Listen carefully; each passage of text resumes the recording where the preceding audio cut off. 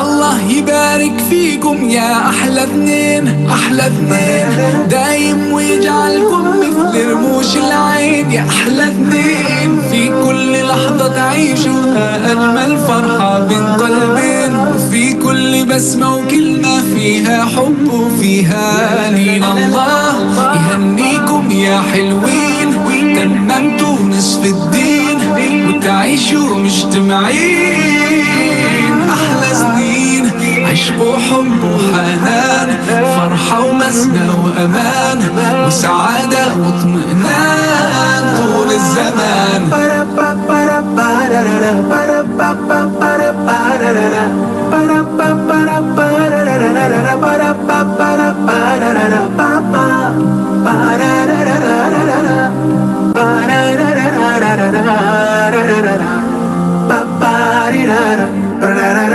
وكلمة وفا نهديها للوالدين، للوالدين، يا كم تعبتوا كم ربيتونا سنين، والله سنين. طول العمر ما ننساكم، ما ننساكم يا الغالين، يا نور فرحتنا بيكم، فرحتنا صارت ثنتين. الله يهنيكم يا حلوين، تممتوا نصف الدين وتعيشوا مجتمعين. أحلى سنين عشق وحب وحنان، فرحة ومسنى وأمان وسعادة واطمئنان طول الزمان.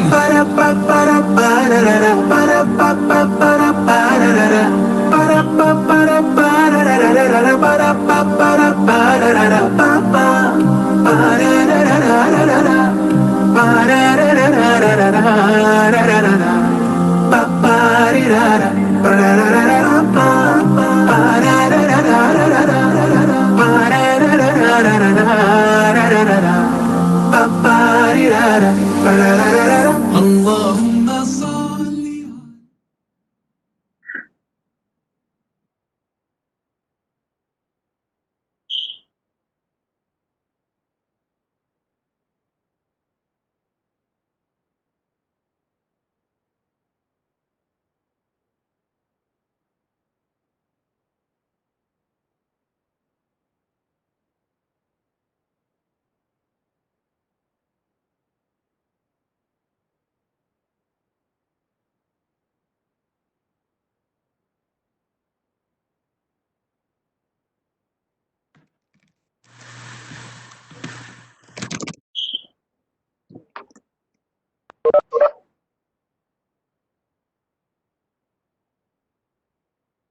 السلام عليكم ورحمة الله وبركاته. وعليكم السلام ورحمة الله شيخ. How are you sisters? How are you brother? Alhamdulillah, everyone's well. We're just starting now, inshallah. Nadia, go ahead. I'm here inshallah. الله يجزيكم الخير. You want me to Turn start on your video, Sheikh. حاضر, I will inshallah. Yes, one Nadia, go more, ahead. 1 more minute to go, or you want me to start? Then go ahead, Bismillah. Bismillah, alhamdulillah, wassalatu wassalamu ala rasulillah wa ala alihi wa sahbihi ajma'in.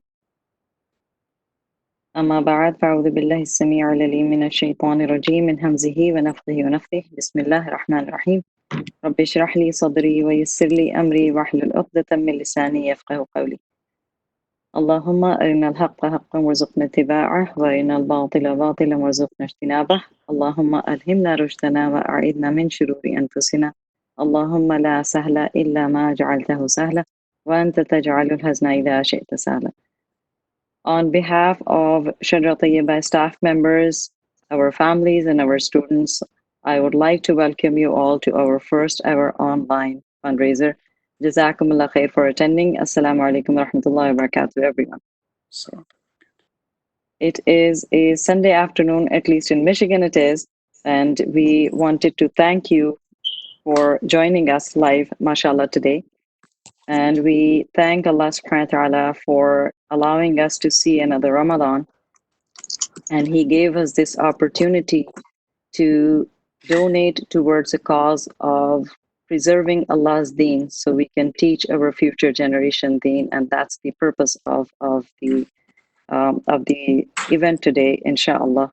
We make sincere dua to Allah subhanahu wa ta'ala that He allows us to gain the maximum benefits and barakat from this month. Ameen ya Rabbil Alameen. Over to you, Wafa. Jazakallah khair. Nadia, a huge shout out to all of our students and staff members at home. We miss you guys, and inshallah, we look forward to seeing you all very soon. With that, inshallah, we will begin with Quran recitation. We have with us today Sheikh Ahmed Mabrook, who is the Director of Quran and Quran Programs at Unity Center here in Michigan. He is a graduate of Al-Azhar University and has obtained various ijazat in Quran. He is known as the best reciter in North America, and we are very fortunate to have him. Over to you, Sheikh.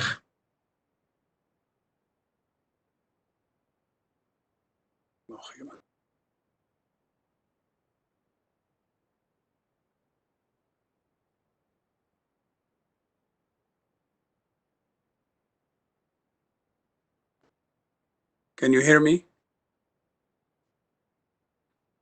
Yes, Sheikh. Bismillah. Yes, Sheikh. بسم الله الرحمن الرحيم. أعوذ بالله من الشيطان الرجيم.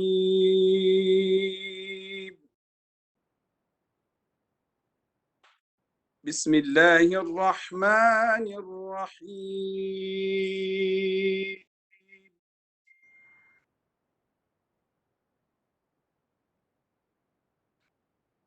ما كان لأهل المدينة ومن حوله من الأعراب أن يتخلفوا عن رسول الله ولا يرغبوا بأنفسهم عن نفسه ذلك بأنه لا يصيبهم ظمأ ولا نصب ولا مخمصة في سبيل الله ولا يطؤون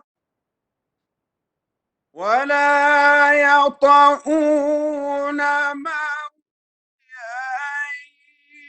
يغيظ الكفار ولا ينالون من عدو نيلا إلا كتب له به عمل صالح إن الله لا يضيع أجر المحسنين ولا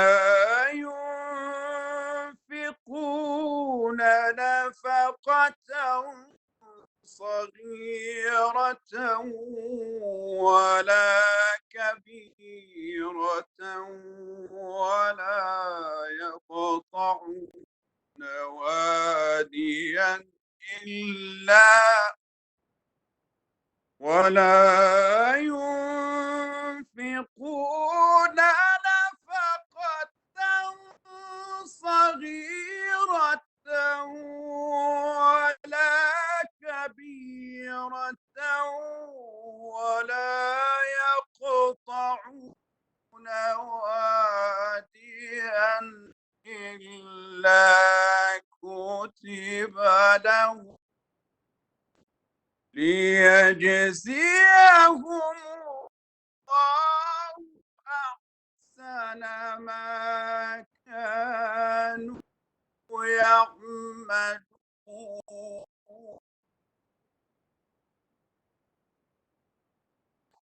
وما كان المؤمنون لينفروا كافة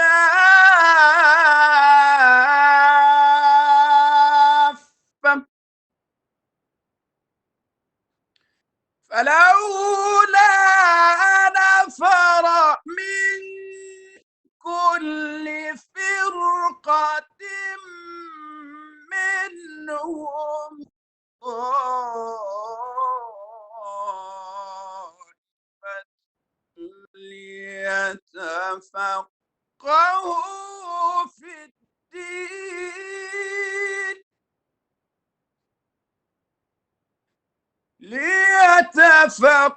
ليتفقهوا في الدين ولينذروا قومهم إذا رجعوا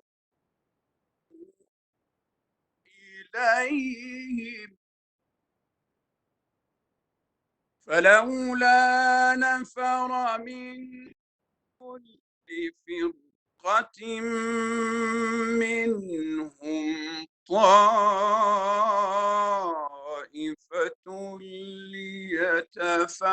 ليتفقهوا في الدين ليتفقهوا في الدين ولينذروا قومهم إذا رجعوا إليهم لعلهم يحذرون صدق الله العظيم.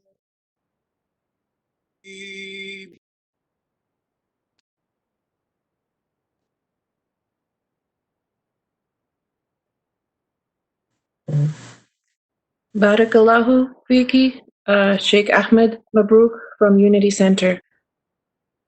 We will move forward with our program, inshallah. And I'd like to take a moment to tell you a little bit about the history of Shajara Tayyiba. As we all know, the system of dissipating knowledge, teaching and learning had been going on throughout time, alhamdulillah.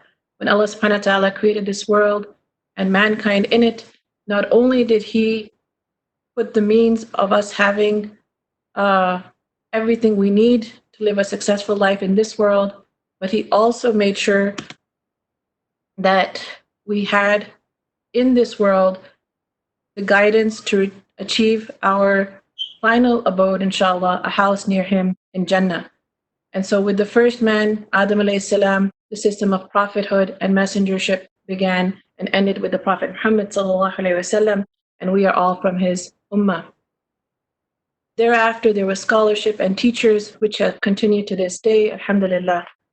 Many years ago, Nadia and I, we were fortunate, we were blessed, alhamdulillah, that we had the opportunity to learn the Quran from various teachers, alhamdulillah. And it is at that point that we realized that we must take this treasure and pass it on to the next generation. We wanted to give the book to these children so that they weren't afraid of it, where they didn't think this was just for scholars or just for old people, but they had their own connection with it. They had their own relationship with it. They had a familiarity with the book, and therefore a connection with their creator, Allah Azza wa Jal. This is how Shajara Tayyiba was founded about 10 years ago.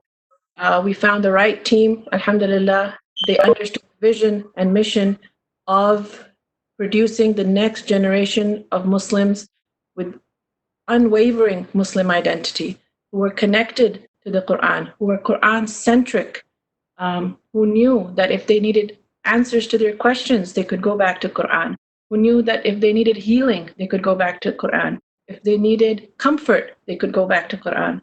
And this is the idea with which we started Shajara Tayyiba. Combined with that, we knew that we had to teach them how to love the Prophet ﷺ. and how to obey his commands. With that, inshallah, I will pass it over to Sister Nadia, who will tell you more about what we teach. There are many programs at Shajara Tayyiba that we offer. It includes our preschool program that we take a lot of pride in, alhamdulillah. We instill sunnah habits in our preschoolers from the very early age, mashallah. We teach them social skills, instilling daily sunnah habits. We work on their character building. And of course, it is, it's mostly Montessori based, but we have a hybrid program, alhamdulillah.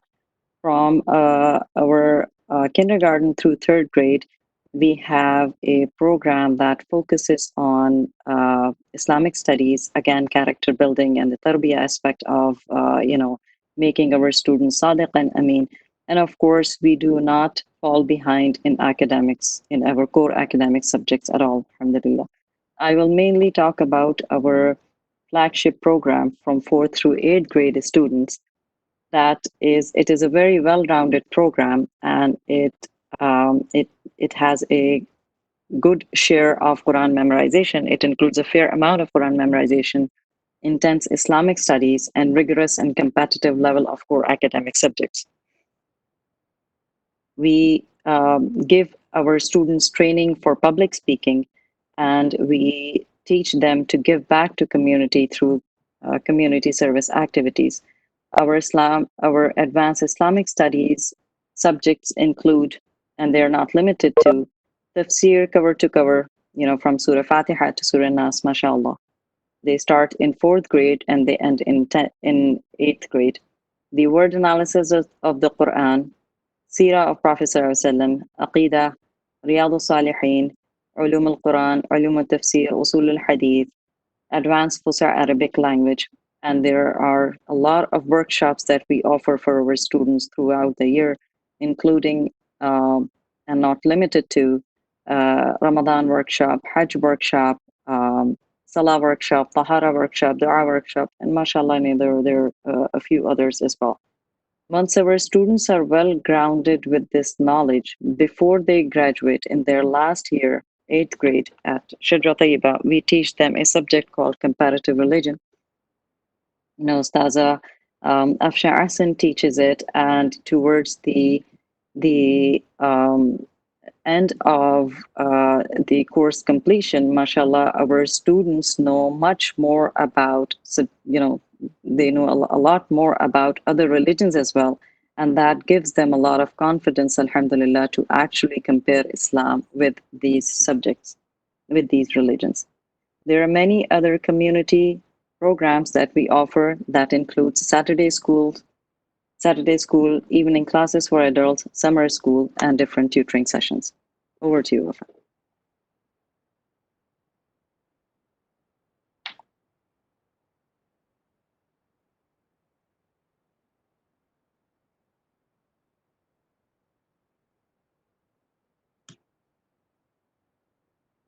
Assalamu alaikum. Jazakallah khair, Nadia, for that introduction. So we'd like to tell you a little bit about why we are here today. So due to the COVID-19 pandemic, as you all are familiar, no organization has been immune to it, including nonprofit organizations here. We are seeing a lot of families who have been hit financially due to the pandemic and are asking for scholarships. We are also seeing that many families are delaying or reconsidering their enrollment for future years because of all the uncertainty and unpredictability of how schools will have to adapt as we move forward. Having said that, we still have our overheads to pay. Even though the building is not currently being used, we still have payroll to meet, we still have utilities to pay for, and we would like to be able to offer scholarships to as many of these families as possible, more now than ever before. We have left no stone unturned to be able to give these students what they need to be successful, strong Muslims. After Allah's mercy, we rely on your support to be able to continue doing what it is that we are doing. Jazakallah khair. Back to you, Nadia.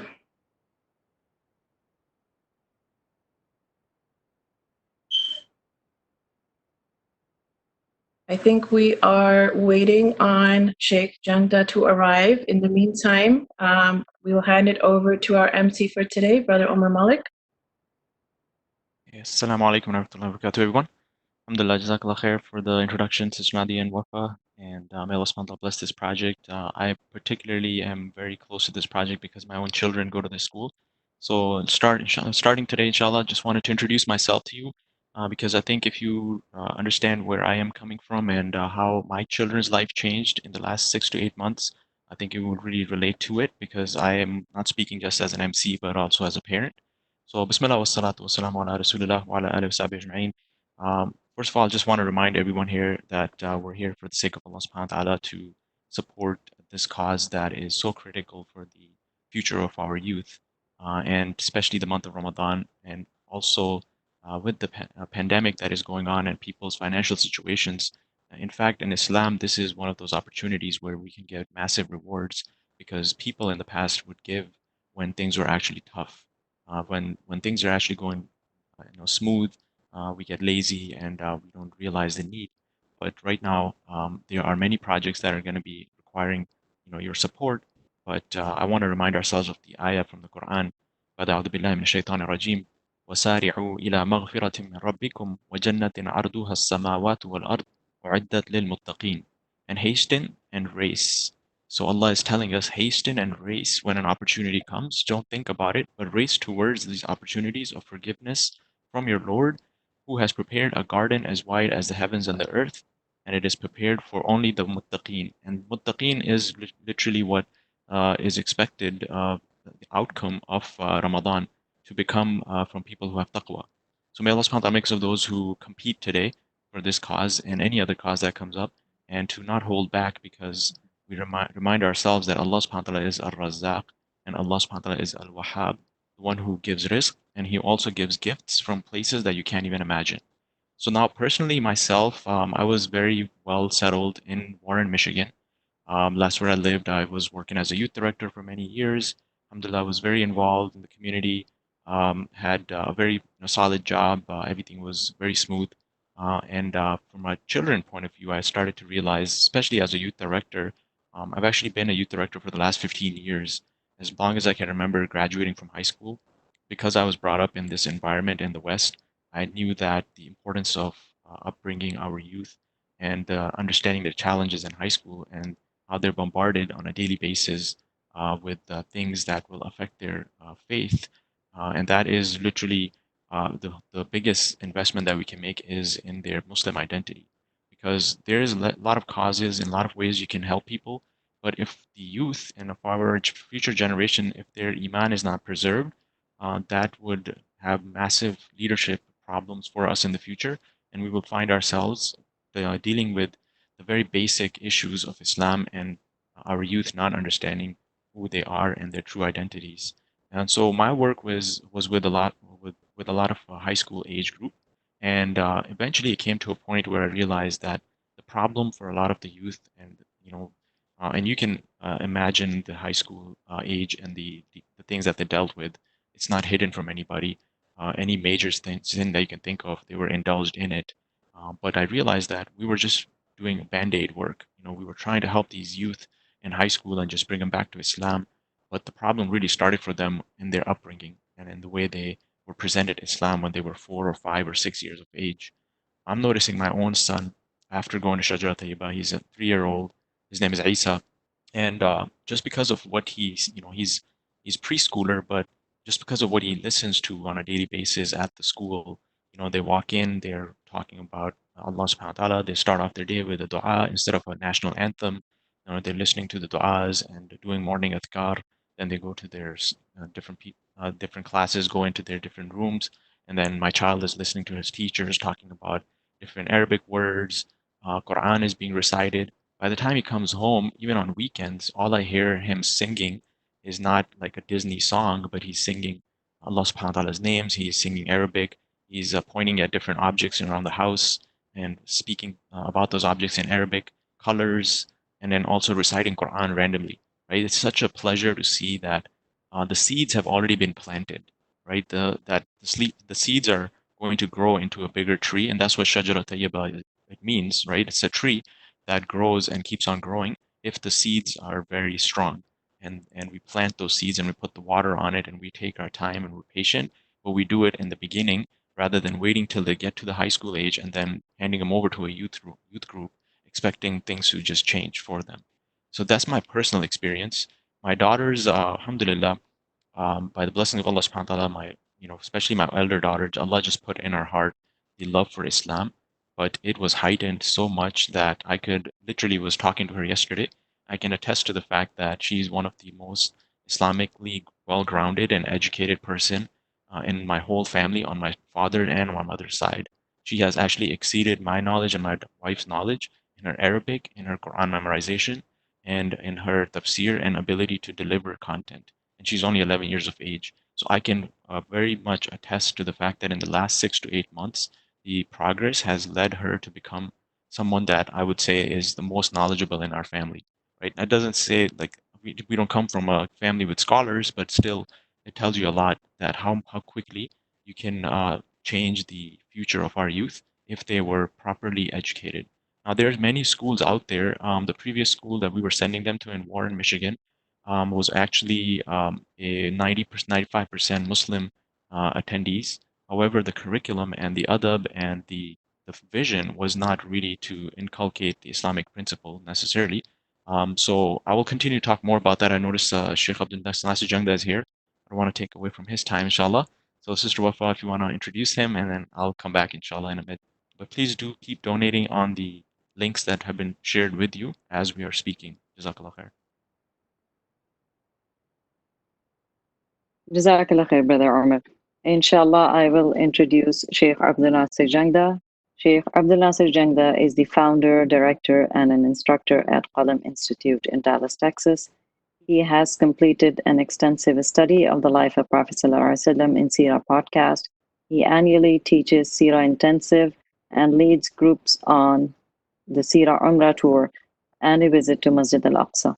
While teaching at Qalam Seminary, he travels around the country teaching classes, seminars, and giving lectures. He graduated from a rigorous Alim program in 2001 from Jamia Binoria. He also attained a BA and MA in Arabic from Karachi University while completing a master's in Islamic studies from University of Sindh.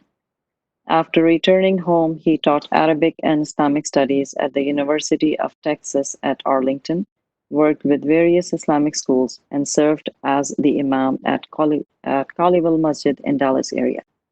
Jazakumullah khair, Sheikh, for joining us. Over to you, inshallah.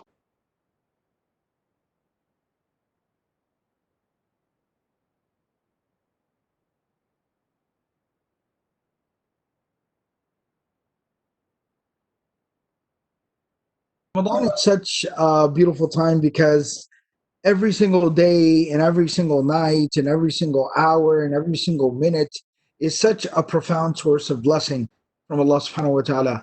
So alhamdulillah, it's a blessing that we find ourselves in this time of the month of Ramadan. Now, Sister Nadia was kind of reading out, unfortunately, the bio. And as I kind of came into the session, I heard Brother Omar talking about, some of the local schools and options and things like that. And I have something I'd like to talk to y'all about in regards to the Quran and the life of the Prophet ﷺ, a specific reflection. But the combination of kind of what Brother Omar was talking about, and that is the educational opportunities and options for our children. And number two, when Sister Nadia was reading out my own just kind of personal history, I guess, it made me think back to something very specific. And what it made me think back to was what inspired me to want to learn more about my deen and religion. And that's something I've been trying to, do since then. That is, what I've tried to continue to do since that point, is continue to learn my deen more and more, increasingly. And along the way, if I'm able to impart a few things to others, then inshallah, that's a win-win, as they say. But kind of where did that journey start and where did that journey begin? So I was born and raised here in the Dallas, Texas area, but a long, long time ago. So more than 40 years ago, I was born and raised here. And at that time, there was little to no community here. I am pretty sure, I know there are people watching from all over, alhamdulillah, but I know that a lot of the folks that are basically connected to Shajara Tayyiba are from the Michigan area, and Muslims have been there for a very long time. The Dallas, Texas area is not like that, right? The big, beautiful community that everyone knows that we have here in Dallas is basically a product of the last 10 years. And our first masjid was built here, about 30 years ago. That's it. So there wasn't any kind of a community here. And one of the very first communities that we had I was maybe about 7 years old. There was a small little house on the university, what is now the university campus. And that small little house on that university campus, it's been torn down. It's a parking lot now because the university's grown so much. The Muslim community was renting that little house, and we were using it as a musalla on campus, basically. And there were families as well that lived around the area. So there was one of the first Ramadan that we had there at that musalla, at that little place. There was a graduate student from somewhere in the Gulf area, one of the Gulf countries. There was a Muslim student studying at the university, a graduate student who was a hafiz of the Quran. And he was leading us in Taraweeh prayers. And I was 7 years old, and I went in Ramadan for Taraweeh, and I stood there and I heard this man reading, and I was so mesmerized by it. I was so captivated by it. On the way home, I told my father, I said that I want to be able to do what he does. I want to be able to do that. And my father, he said, yeah, that's absolutely. I asked him, no, sorry, the first night I asked him, what was he doing? And he said he was reciting the Quran from memory. And I said, no, nobody can do that, right? Growing up like in the early 80s as a kid in America with no Muslim community, right? I had never interacted with the idea of a hafiz before. So I was blown away by that. I said, how is that possible? How can you read all that from memory? He was reading for like an hour and a half. And he said, yeah, he does it from memory. I said, no, I don't believe you. So the next day, I went, and the imam would stand at the front of what was supposed to be the living room of the house, right? That was the direction of the Qibla. And there was a big window in front of him. And I went outside the house, and I came up outside the window, and I peeked up over the window, and I looked at him, and I stared at him for a couple of minutes. And he was standing there reading, kind of had his eyes kind of squinted a little bit because he's focusing, right? Concentrating. And he was reciting the Quran from memory. And when I saw that, my life was changed. I knew what I wanted to do, and I wanted to be able to do what he did. And so that night going home, I told my dad that I want to be able to do that. And he said, sure. But there were no opportunities here. There was no Hifz program. There was no Hifz school, let alone a full-time dedicated school that incorporates the memorization of the Quran. Unfathomable. It didn't exist. So I waited. I basically read. There were a couple of brothers in the community who knew a little bit more. That graduate student, he ended up going back to his country the next year. So there were a couple of brothers in the community who had some good tajweed and who had memorized a few adza on their own. I would kind of sit with them. My dad would arrange some time. He would take me to the masjid. I would sit with them and get a little tutoring on tajweed here and there, but not much. 3 years went by. And 3 years later, a senior scholar from Pakistan who ended up being my teacher and my sheikh and my mentor, he was visiting our community to spend the last 10 days of the month of Ramadan with us and lead us in qiyam and give us lectures and answer our questions. And through him, I then learned of the opportunity to be able to go overseas. and I was 10 years old, and I went to my dad and I said, I want to go overseas. I want to go to the institution he runs. I can do what I want to do there. And my dad said it's a great idea. And then we both negotiated with each other about who would tell my mom, because that was not going to be so fun. To somehow explain to my mother that I was going to go halfway across the world as a 10-year-old. We decided that the sheikh would tell my mom. So the sheikh told my mom. My mom yelled at the sheikh. Till today, 30 years later, every single time I meet him, I saw him last at the beginning of December. Every single time I meet him, he always asks me. He said, how is your mother? And I'll say, she's good. And he'll always say, he said, your mother is the scariest human being I've ever met.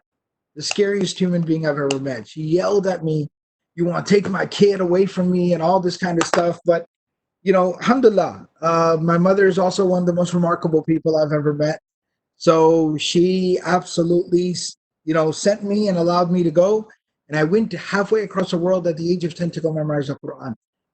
And the point of telling the story is that it was so difficult for a kid to love the Quran and for parents to want the Quran for their children. It was so difficult. And I'm blown away. I still remember when I visited the early iteration of Shajara Tayyiba, which basically was a living room. And I remember visiting it and sitting with the students and the kids and talking to them. And I was blown away. These young children.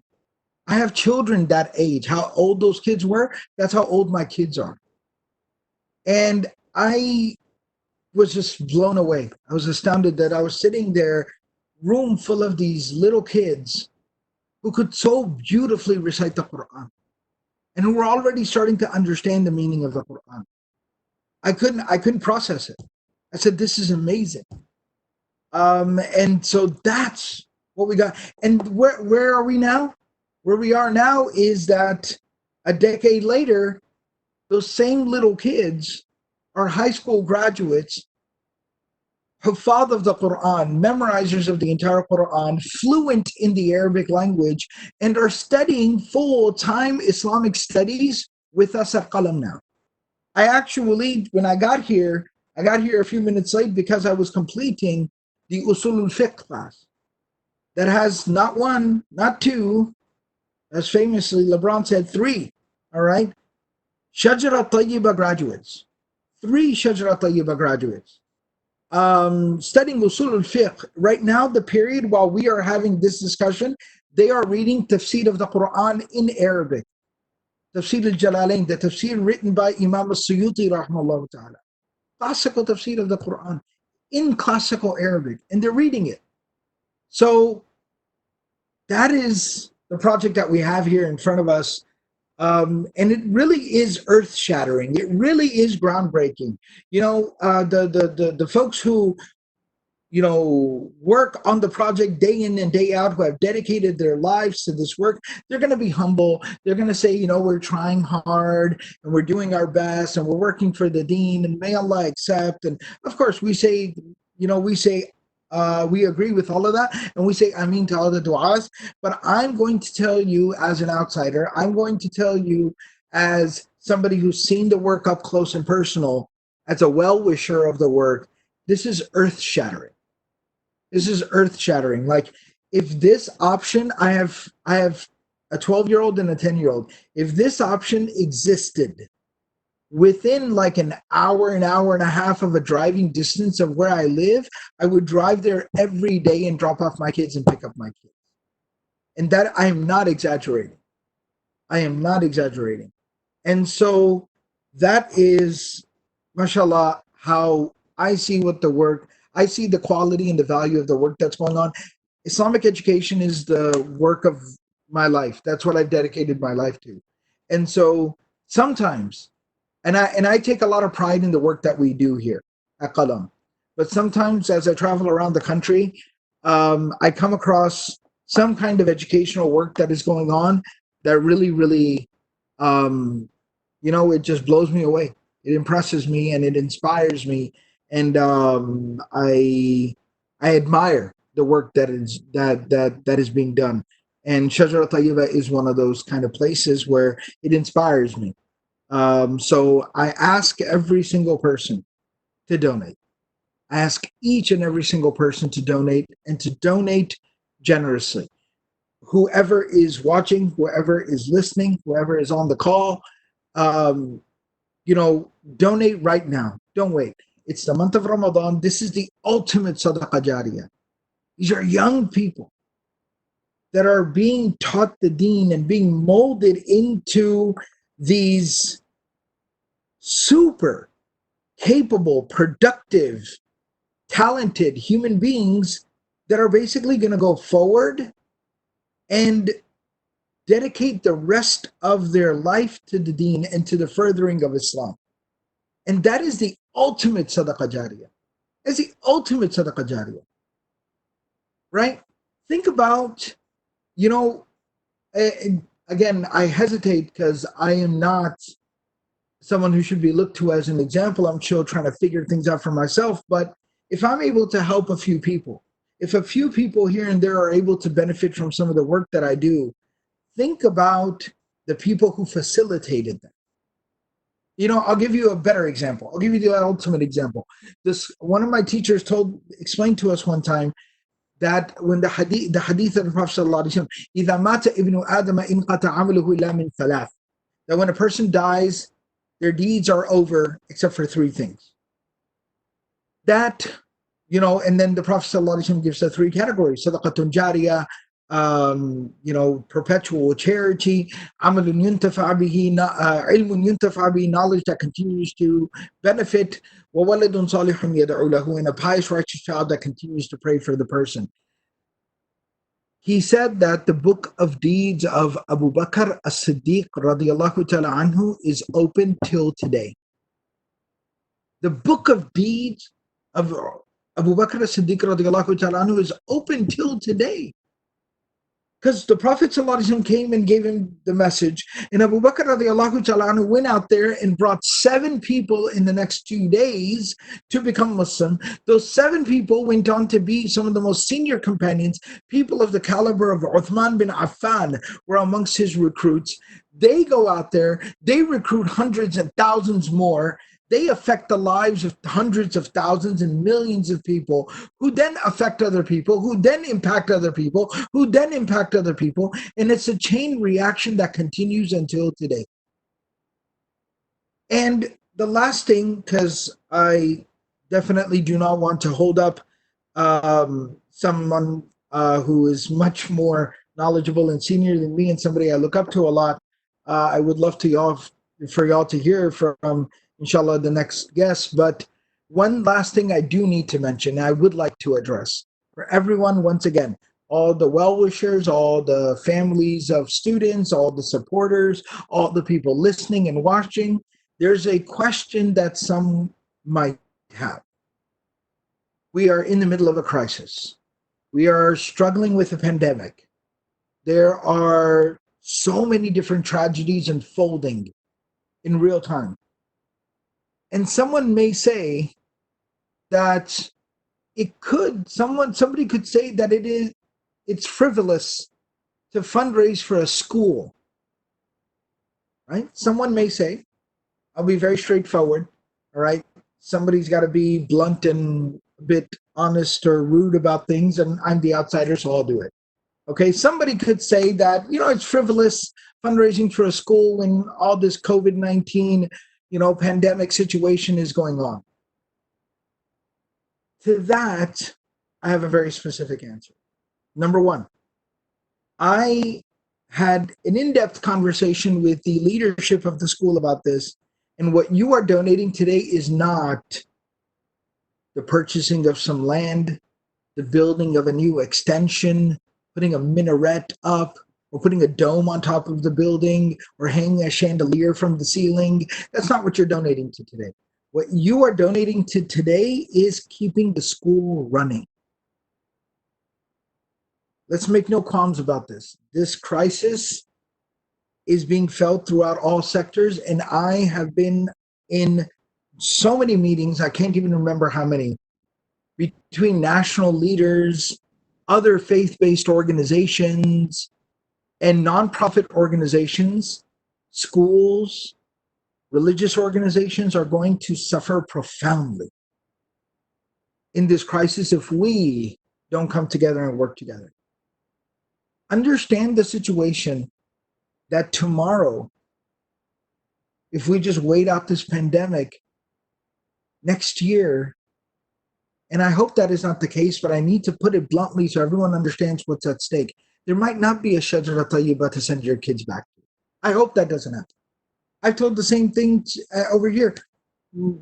We might turn around after we just wait this thing out. And if we don't work proactively to ensure the survival of our institutions, there might not be a qalam tomorrow. And again, we pray and hope, and we have great hopes and prayers in the mercy of Allah subhanahu wa ta'ala. But I'm talking reality here. So this fundraiser, for anyone who is skeptical, how dare you fundraise for a school while all this is going on? No, we're talking about fundraising for the continuation of Islamic knowledge and the preservation of the Deen in our future generations. That's what we are fundraising.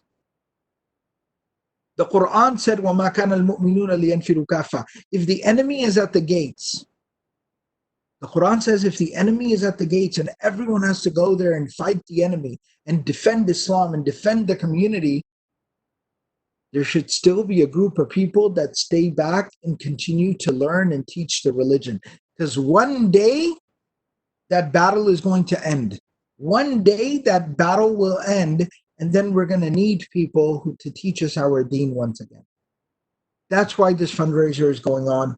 That's why we're here asking you to donate and to contribute, is because this is to preserve the deen, preserve our future generations, and preserve the deen in our future generations.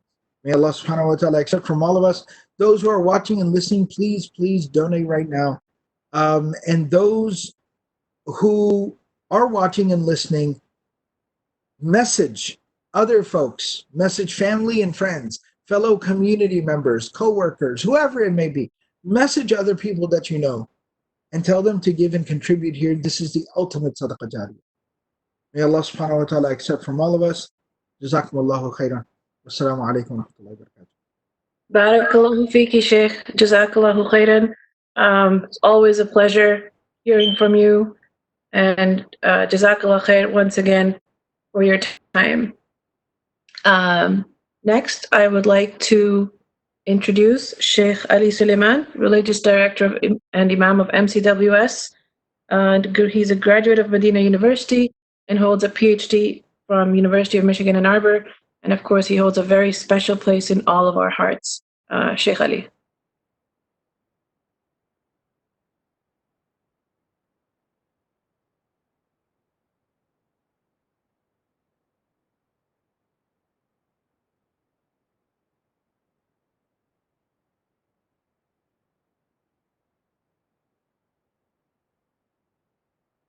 Sheikh Ali, I think your microphone is muted. If you could unmute it for us, please.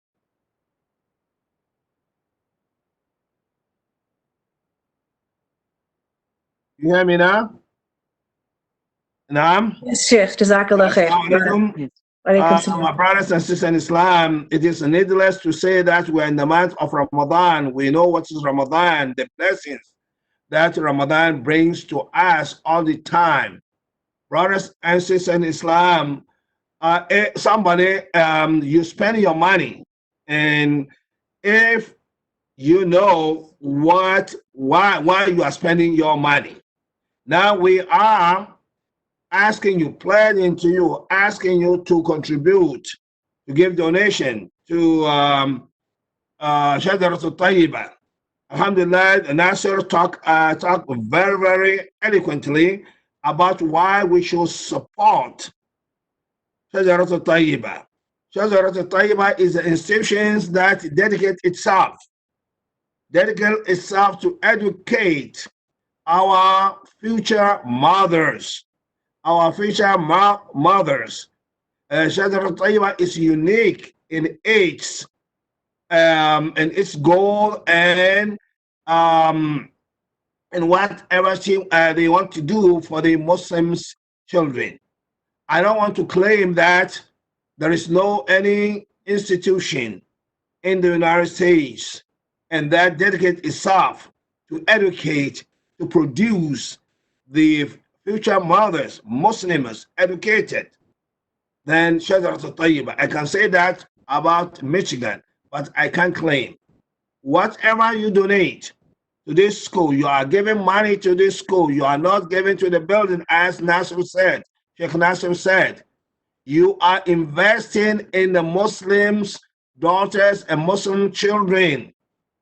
The Shajara Tayyiba was very, very wise that when they grasped our children at the early age to educate them, to give them Islamic and knowledge, to give them a dunya knowledge. It's not only institution that produce mullahs and all this, it's an institution that and educate Muslim and Muslims, mainly Muslims, and also and Muslim. They educate them to grow up with a very, very solid background, understanding their deen and the understanding this dunya. It has been said, if you educate a girl, you have educated this whole society. If you give a knowledge for a man, you only educate one person. Shajara Tayyiba understand that very, very, very well. That's why they are dedicate themselves to teach, to help our children to grow up, more understanding this deen, so that when they became mothers, when they became wives, they became fathers, they know how to bring up these and children to carry out the legacy of our Rasulullah sallallahu alayhi wasallam. So it is very, very, very important, my brothers and sisters in Islam, in this month of Ramadan, in this very difficult time, to support our Shajara Tayyiba. Without your support, the school cannot keep running. Sheikh Nasser said, maybe next year you don't have Kalam institution. Maybe Shajara Tayyiba. It depends on you, my brothers and sisters in Islam. So we are trying to encourage you, to tell you that spending the money in educating our kids is very, very, very important. Nothing is greater than that. To create someone with a good knowledge, and that they will contribute to the Muslim community, and to sustain the legacy of Rasulullah sallallahu alaihi wasallam. This is a very noble cause, my brothers and sisters in Islam. Please, trying to help Shajara and Tayyiba. Don't be afraid that they are teaching the kids at the early age. They teach them Quran, they teach them Arabic, they teach them Nahawu, they teach them. When I went there, sometimes ago, I was surprised, kind of the knowledge these children at this age they learn. I was really, really shocked, and I was very, very surprised. So I encourage our community, please trying to and help to donate generously, and Allah subhanahu wa ta'ala will reward you abundantly. Assalamu alaikum wa rahmatullahi ta'ala wa barakatuh. Jazakallah khair, Sheikh Ali and Sheikh Abdul Nasir Jangda. May Allah bless you and preserve you. And you are our inspiration, alhamdulillah. So, inshallah, everyone, we'd like to inspire our youth by supporting them. And inshallah, we want to make sure that we get to the budget that we have requested. So, I want to give everyone a chance to have 10 people at least, inshallah, give $1,000 and try to beat the 10,000 that we have raised so far, close to, alhamdulillah. May Allah subhanahu wa ta'ala accept and preserve you and help us all leave a legacy behind, inshallah. So I want everyone to, inshallah, in the chat, please send out your donation amounts so that we can motivate others, inshallah. So we're at 10,000. If we can get 10 more people, I wanted to share a quick story with you, and I wanted to bring this up because I think it is very timely. It happened April 25th. Today is the 26th, so April 25th, just yesterday. So maybe it was the will of Allah subhanahu wa ta'ala that this kind of situation would happen. And my daughter shared with us just before Taraweeh yesterday, when we were discussing the recitation of the Quran and how much they're benefiting because they went to the school and they're actually able to understand much of the Quran at such a young age. And just a year ago or 2 years ago, the same age for my daughter Nusayba, there's another, I won't mention who this person is, but it is another girl of her age who has not gone to any Islamic schools and has not been, associated with Islamic teaching. And she shared with my daughter, and my daughter opened up to us because we try to have these conversations. And her exact words were that she does not want to fast and she does not want to pray. And an 11-year-old told my daughter, look at the way they think, right? Because we think, and what is an 11? Why would 11-year-old be thinking about Islam and bigger things? And she told my daughter that she wants to grow up to become a Christian, so she only has to pray on a Sunday and not on a daily basis on a five daily prayers on a day because she finds Islam to be too hard. And her aspiration is to become a Christian, so she only has to pray on a Sunday. SubhanAllah, that just, brought shivers to me that, alhamdulillah, when we were moving to Canton and my drive increased by an hour, but Sheikh Abdul Nasir Jangda was saying himself that he would do that if he had the opportunity. So I don't feel bad anymore, but that was a difficult transition for us. But when you see the results and then you listen to the same kids who just in a year or two have completely gone away from Islam and they want nothing to do with it, SubhanAllah, that is where these type of projects become so critical for us. So I want everyone to, inshallah, on their chat, let's try to get at least 10 people with $1,000 each, which will go a long ways to. And by the way, towards scholarship funds, this will apply as zakat eligible as well, because we're not applying this necessarily for a building or a structure. So if you are donating to the scholarship funds, this can be zakat eligible as well. And a lot of people like to give zakat. Like I said, you're going to hear a lot of fundraisers for people that are dying and pandemic-related issues, but we cannot forget about the seeds that we need to plant right now to preserve the iman and the Islam of people, of our youth in the future, from 10 years from now, 20 years from now, inshallah. So if we can get an update, where are we at, inshallah? Somebody give me an update really quick. Yep. So we have shared the link for you to donate at. You can also complete a pledge form where you don't have to pay it all in one shot. You can pay it on a monthly basis. And let's motivate each other, my brothers and sisters. Remember that Allah subhanahu wa ta'ala is Ar-Razzaq, right? Yes, things might be tough, but whatever money you give, this could go back to preserving the deen of one of the youth that might have lost his Islam in 10 years from now. Allah subhanahu wa ta'ala says, "Man ذا الذي يقرض الله قرضا حسنا فيضاعف له أضعافا كثيرة والله يقبض ويبسط إليه ترجعون." Who is it that would loan Allah a goodly loan so that He may multiply it for him many, many times over? And it is Allah who withholds and grants abundance, and to Him we will be returning. So may Allah allow us to be those who leave a legacy, inshallah, today. Um, I'm not sure of the updates on the numbers, but I am requesting at least 10 hands or 10 people to donate $1,000 each, inshallah, so that we can bring in our next speaker. So we're at, what's the total? Somebody can update me really quick.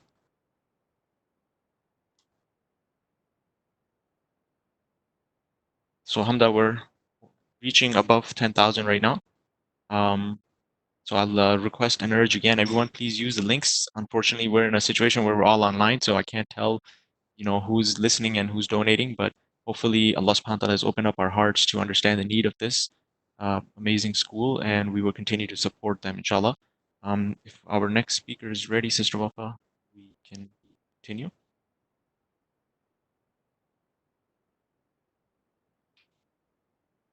Or Jazakallah khair, Brother Omar.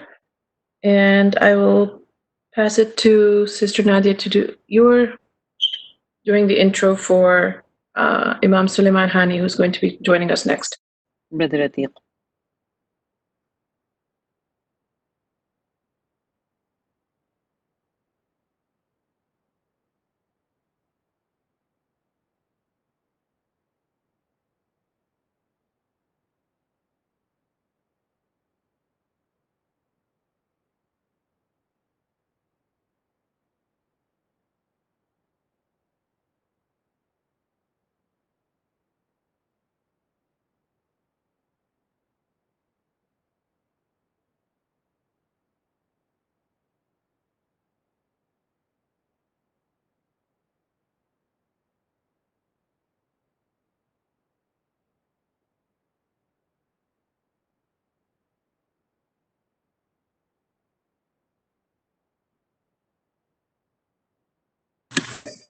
Okay, I'm just going to step in here for a moment, Brother Atiq.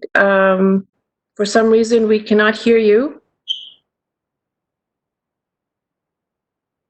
Still cannot hear you.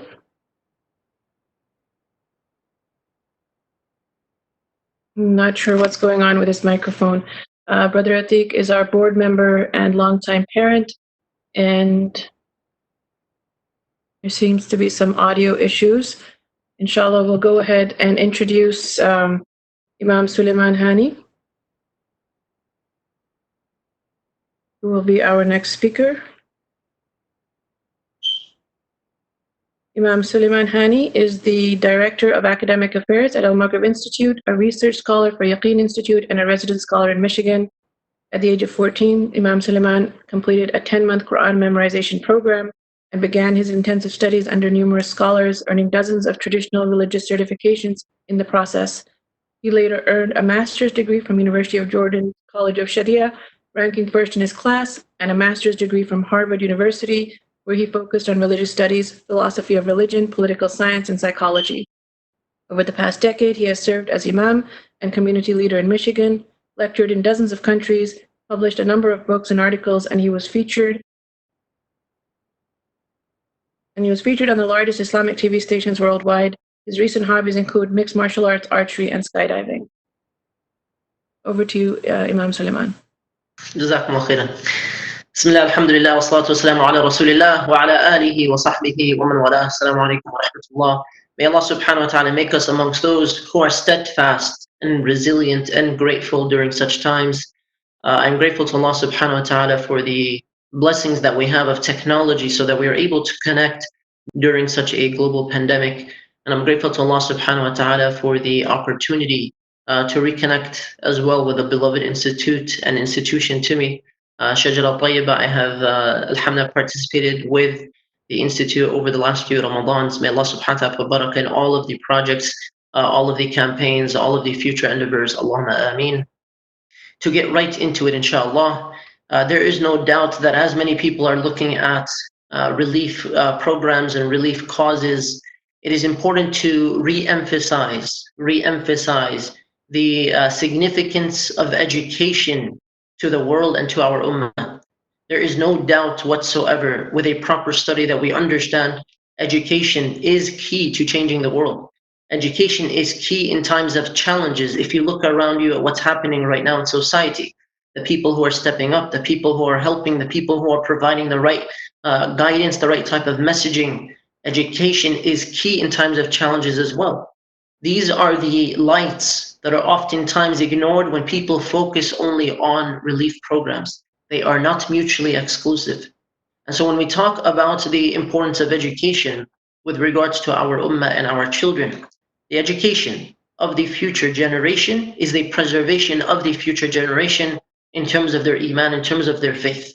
And it is also the protection of the future ummah in times of similar hardships. If we don't have a preservation of faith for the future generations, what do we have in the future? What is left for our ummah? What have we done in terms of fulfilling the amana, the responsibility that Allah subhanahu wa ta'ala has given to all of us? We've had, very frankly and explicitly, we have had a number of youth reach out, high school students, middle school students, college students, during this pandemic right now with a severe crisis of faith. And oftentimes it was, and it is usually students who do not have any prior background in terms of Islamic knowledge or even an Islamic atmosphere in general. And so as we are discussing the significance of education and the significance of the preservation of our educational institutes, we look to our situation now as we have reached, alhamdulillah, the month of Ramadan.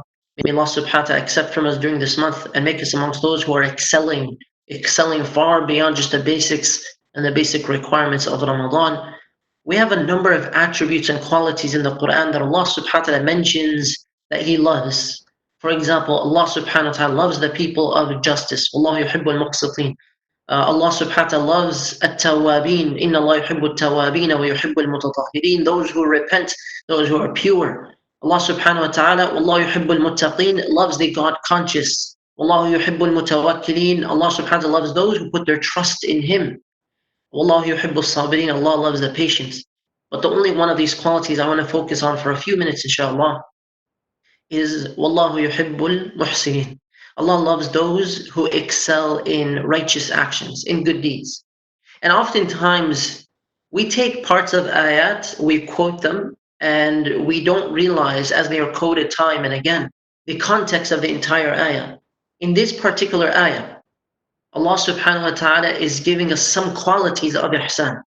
This is in Surah Ali Imran, ayah 134, where Allah subhanahu wa ta'ala says, الذين ينفقون في السراء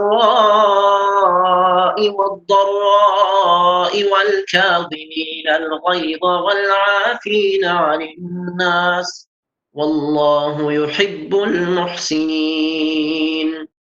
Those who spend for the sake of Allah during times of ease and times of hardship, and those who restrain their anger and who pardon the people, they forgive others. Wallahu yuhibbul muhsinin. There are 4 qualities here, 4 qualities that allow us to earn more of the love of Allah subhanahu wa ta'ala in terms of ihsan. Number 1 is to spend in the cause of Allah in times of ease. Why is this mentioned? Generally speaking, for some people it is a test that when their lives are relatively easy, they don't find the need to be spiritually connected. They perhaps might not even be feeling dependent on Allah subhanahu wa ta'ala, despite the fact that they are in reality. Number 2 is spending in times of difficulty. And this is one of the most significant tests we are observing during these unprecedented times. And there is no doubt that what we are experiencing today is a once-in-a-lifetime experience. Meaning what we are seeing around the world today with this global pandemic, it is unprecedented. Think about this, my brothers and sisters. Opportunities for ajr, for reward, for khair, for goodness, for people to shine, increase in challenging times.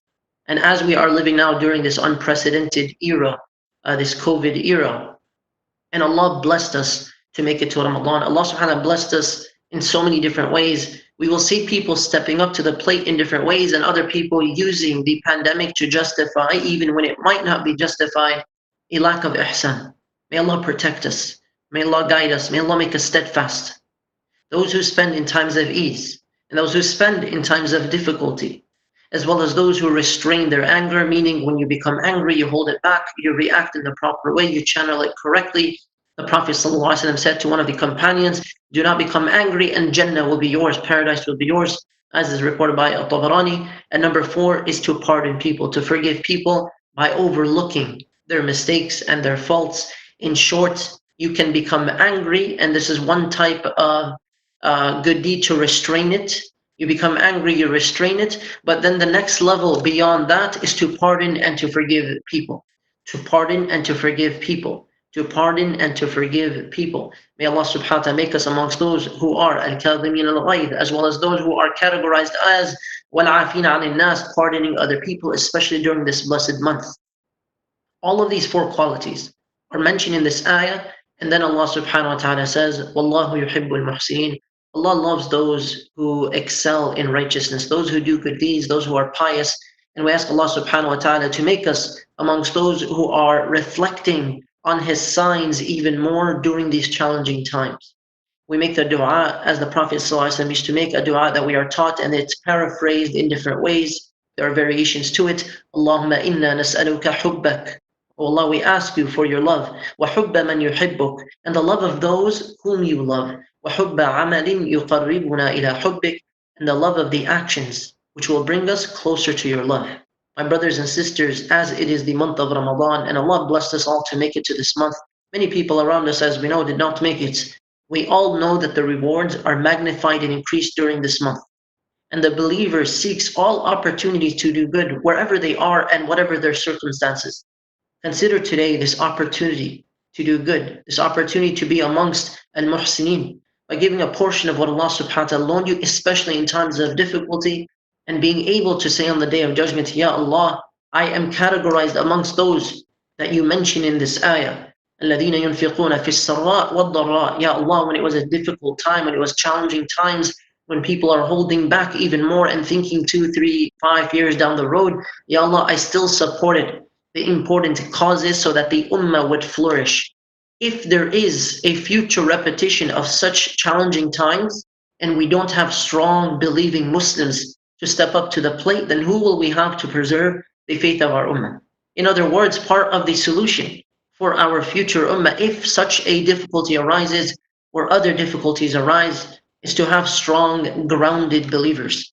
And I fully support and I fully endorse the curriculum that Shajara Tayyiba has been facilitating for our community for many years. May Allah preserve them and bless them.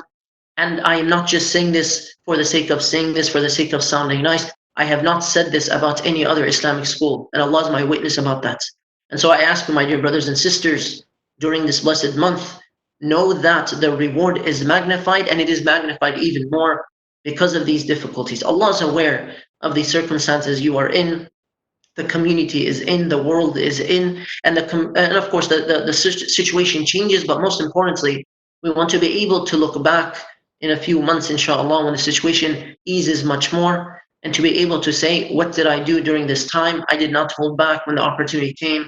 I did not use it to prevent me against being amongst al-muhsineen, against being amongst those who supported the community and stood up and stood out and basically stepped up to the plate.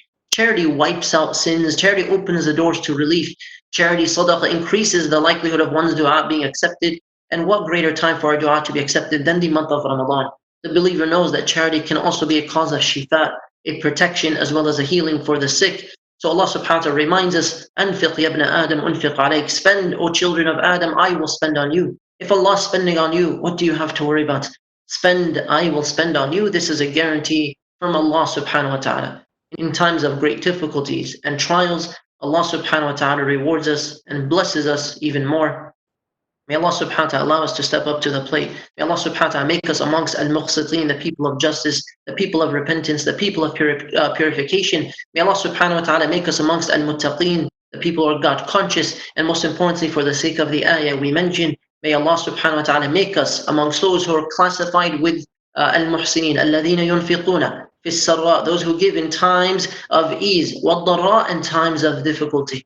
وَالْكَاظِمِينَ الْغَيْظَ, and those who restrain their anger, وَالْعَافِينَ عَنِ النَّاسِ, and those who pardon and forgive others. وَاللَّهُ يُحِبُّ الْمُحْسِنِينَ. May Allah subhanahu wa ta'ala accept from you and us. Allahumma inna nas'aluka hubbak wa hubba man yuhibbuk wa hubba amalin yuqarribuna ila hubbik. O Allah, we ask you for your love and the love of those whom you love and the love of the actions which will bring us closer to your love. We ask Allah subhanahu wa ta'ala to guide our hearts to increase us in goodness in this life and the next, and to make us amongst those who give all for the sake of Allah and detach from this world during times of ease and times of difficulty. Wa sallallahu ala Muhammad wa ala alihi wa sahbihi ajma'in.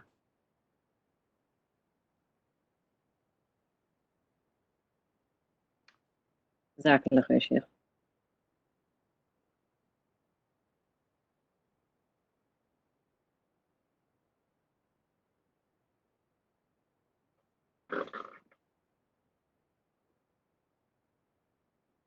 Thanks to Allah for the moon and the stars. Praise Him all day for what is and what was. Take hold of your iman. Don't give it to shaitan. All you believe, give thanks to Allah. Allah and Rasul. Allah and Kareem. Allah yuhibbul muhsinin.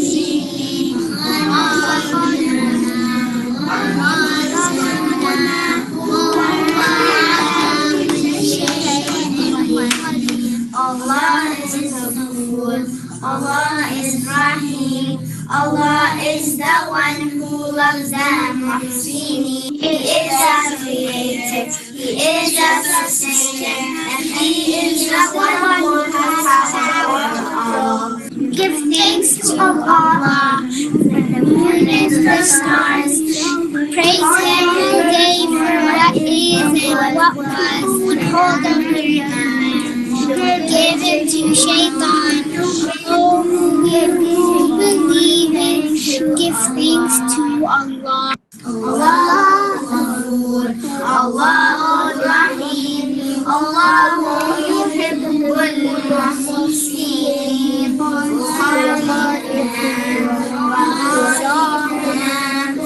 wa ala kulli shay'in qadir.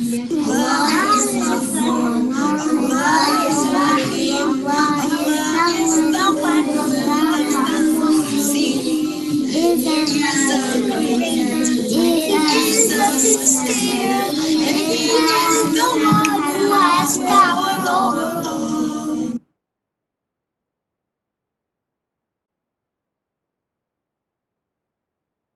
MashaAllah.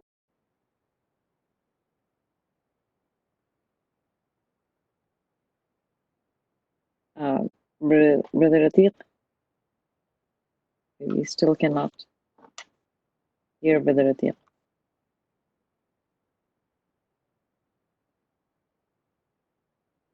Okay. Inshallah, I think Brother Umar and I can start. Alhamdulillah, everyone. Jazakallah khair. Hope you guys enjoyed the video. And mashallah, my last ask was to raise another 10,000, inshallah, with 10 of us giving $1,000 each. Alhamdulillah, we're reaching that goal. So let's push ourselves, inshallah. As Sheikh Sulaiman Hani was mentioning, I actually, before we set up this event for you guys, I was talking to him and I asked the same question people are asking in this pandemic when you are going through death and a lot of people losing their jobs and situations of that sort. People might say, why are you donating to an to Islamic school when there's other needs? And the answer is, once again, that we need to preserve the future. We need to think about 10 years from now and the Islamic identity of these youth. So Islamic causes like this is what's going to protect us from big issues that we were already facing before the pandemic, such as atheism. I personally, I'm talking to different non-Muslims, and they find comfort in the message of Islam because when we're going through these pandemics and tests, we have a faith that keeps us strong, and it teaches us that whatever difficulty we go through, if we're patient about it and if we persevere through it, that the rewards are unimaginable in the highest levels of Jannah. May Allah make us of those. I mean. So don't think about where your money is going as because it is going in the right hands. And I can attest to it. Like I said, three of my children, I can say it's been a life changing experience. Sheikh Abdul Nasir Jangda used the word earth shattering. For me, it was definitely a life-changing experience because I felt it yesterday as we were doing Taraweeh, and we are trying to do one juz in the Taraweeh together as a family. And my daughter, the 8-year-old who did not used to wear hijab 6 months ago, who did not used to recite the Quran with that kind of enthusiasm, she was tired after 2 rakas, but she stuck all throughout the 8 rakas and got it done and did not make an excuse. Even though you could tell that there was, she was experiencing pain and she was not comfortable, but she pushed through it because she sees other kids, other youth of her age doing the same thing, and the mentality has changed completely. Islam is not just something that she studies because it's a checkbox or a requirement that she has to fulfill, but she actually enjoys it. And one of the things that's really dear to me which recently happened with the same daughter was that she went through some very severe anxiety attacks. And we would maybe put on the TV in regular situations, put some kind of cartoon, get her distracted. And she would say, turn everything off. I just want to listen to the Quran. And after 4 days, she herself, struggled through it because of the pandemic. And as soon as the Shajara Tayyiba school came back up, because they were going through already a lockdown, and on top of that, there was a spring break that was happening. As soon as spring break ended, she was back to normal. A lot of her issues went away, and she now genuinely wants to listen to Quran to solve her situation. When you see something like that at an age of eight, I can only imagine what they can accomplish when they end up in high schools. These kids will be giving dawah with a lot of confidence. One of the things that Shajara Tayyiba does is they used to get the fathers to come on every Thursday to make sure that the daughters are presenting to their fathers. I have not seen something like that ever before because mothers a lot of time naturally with the way Allah subhanahu wa ta'ala has created them, they'll be there. But fathers busy with work and whatnot are not able to make that sacrifice, and sometimes it's just an excuse. And so I force myself. The school forced me to come and listen to my children on every Thursday of a month to see what they are learning and presenting.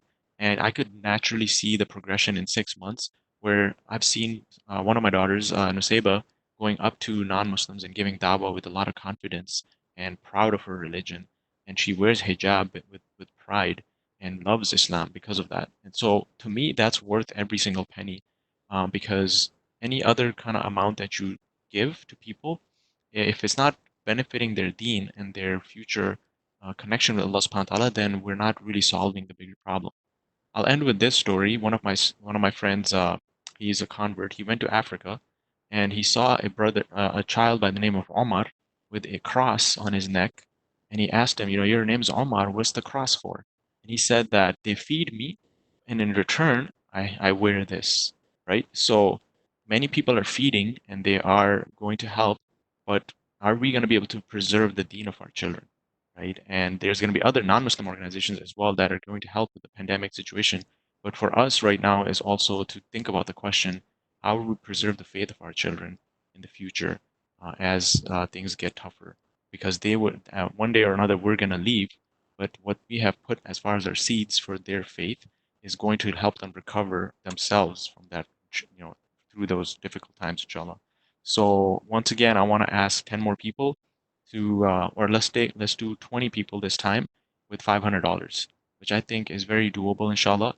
It's the month of Ramadan. As I mentioned, zakat eligible for the scholarship funds. You're not putting it towards a building, but you're giving it towards funds that could go towards some of the children that are not able to afford, and all the money would go back, inshallah, to help them. So I'll go ahead and give it back to Sister Nadia, and keep on donating, inshallah. Jazakallah khair, Brother Omar. Barakallah feek. Well, mashallah, you've covered everything. Alhamdulillah, you kept on mentioning about your children, mashallah, and Sayyida Rumaysa and Isa, mashallah. They are benefiting a lot from Shajara Tayyiba. And, I have 3 children also, alhamdulillah. And, I try my best and I make dua, myself and my husband, that we make them our biggest sadaqah jariyah. But those are just 3 individuals. I was listening to one of the talks of my teacher, and she said that we have very limited time in this world to do enough deeds to really get to the stage where we can ask Allah subhanahu wa ta'ala that allow us to enter Jannat al-Firdaus. And one of the things that she mentioned was, during this time in your life, if we just keep on doing what we possibly can through our amal, and through our work with what we possibly can, and along with that, work on a lot of people who can become our sadaqah jariyah once we are in our qabr. And Shajara Tayyiba is the best opportunity, alhamdulillah. Just like mashallah, from since the beginning, Sheikh Abdul Nasir and Sheikh Ali and Sheikh Ali Suleiman, all of them have said over and over again, mashallah, what Shajara Tayyiba is doing to preserve the deen for future generations. And that's what we are striving, we are working very hard, inshallah, to raise our future generation in a way that they will be, inshallah, ulama and the leaders of the community, inshallah, leaders of the world in the next decade, inshallah, or so. So just there are many of our donors that we, Wafa and I were talking, and there are a lot of donors that we receive donations from. They are not directly related to or not directly benefiting from Shajara Tayyiba, but they believe in the cause, alhamdulillah, because they want to leave their own sadaqah jariyah. And whatever amount you put in today, inshallah, may Allah subhanahu wa ta'ala accept from all of us, but that is going to be used towards the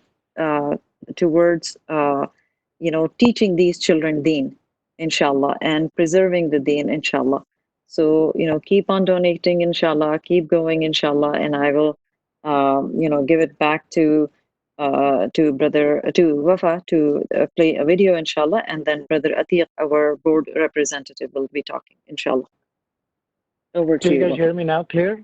I have done a couple of things different. Yes, Brother Atiq, we can hear you. Alhamdulillah. Okay, good. Okay. Go ahead, Brother Atiq. We would like to hear from you first, inshallah.